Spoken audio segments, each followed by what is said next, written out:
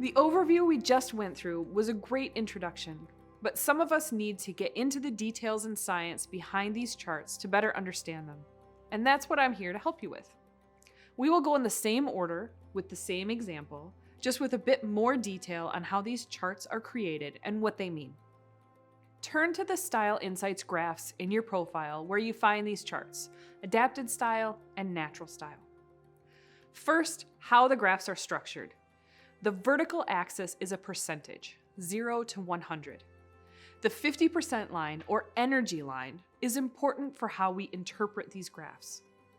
The farther away your score is from 50%, the more observable behaviors are to others. So for our example here, we would experience the red preferences more.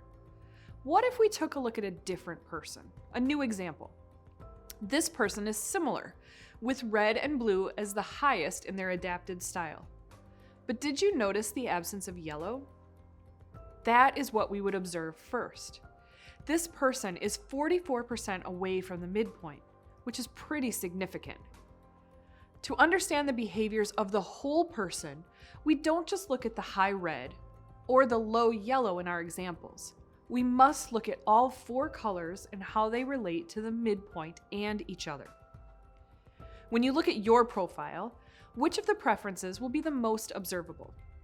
How do you experience that in yourself every day? Next, we look at the differences between your adapted style and your natural style.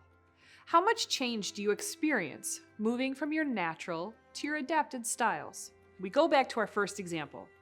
This leader adapts by kicking up their blue from 38% to 64%. That is 26 percentage points, which is huge. Any difference in your 2 graphs that is greater than 20 points shows that you are putting in a lot of effort into your adaptive self. Differences between 5 and 19 show that you are doing some adjusting. And less than 5 is what we call noise in the system and really doesn't show much change. Our example leader makes virtually no change in their green preference. They do make an effort to reduce their extroverted preferences with a drop in both red and yellow. It really is the change in blue here that is significant and worth further reflection. Worth reflecting because that level of effort being put into a color preference, especially one that is under the midpoint, can be exhausting long term. Kicking up the blue behaviors here of precision and attention to detail may cause significant stress. The good news, though, from my story is this leader did have a way to de-stress with the ability to lean into their natural self of yellow and red in their off work time. Okay, let's move to the Success Insights wheel. Here is where the 4 colors become the 8 styles. Each style has color preferences associated with it, as you can see in the wheel. This represents the 60 most common graphs seen in people. Your star represents your adapted style, and your dot your natural style. The greater the distance between the two, the more you shift your personality to adapt to your environment. If the 2 are in the same wheel position, your personality is more of a what you see, what you get style. The further out to the edge you are, the more focused you are on that color, the more center, the more balanced you may be with the 4 colors. There is no good or bad, right or wrong. Your personality is your personality. One other thing, the numbers on the wheel, they don't have any value. They are just placeholders. Just like zip codes, they are locations on the wheel. However, I do want to discuss the innermost ring where you see the numbers 57, 58, 59, and 60. These are for those of us who have our top 2 colors as opposites. To be in 57, your color order will be red first, then green, then blue or yellow.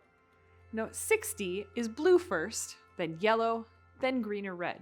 We call these creative types due to Carl Jung describing the creative tension that exists within those of us who have these opposing preferences. About 10% of the population will fall into this inner circle. Note where you fall in the Success Insights wheel. Which of the styles do you represent?